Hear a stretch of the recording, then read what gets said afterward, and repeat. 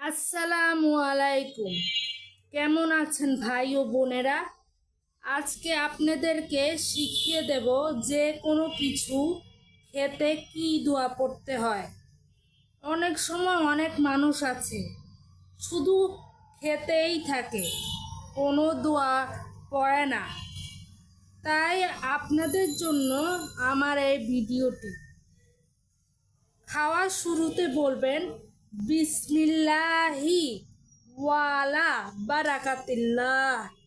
আমি আবারও বলছি, খাওয়ার শুরুতে বলবেন বিসমিল্লাহি বিসমিল্লাহি ওয়ালা ওয়া আলা বারাকাতিল্লাহ।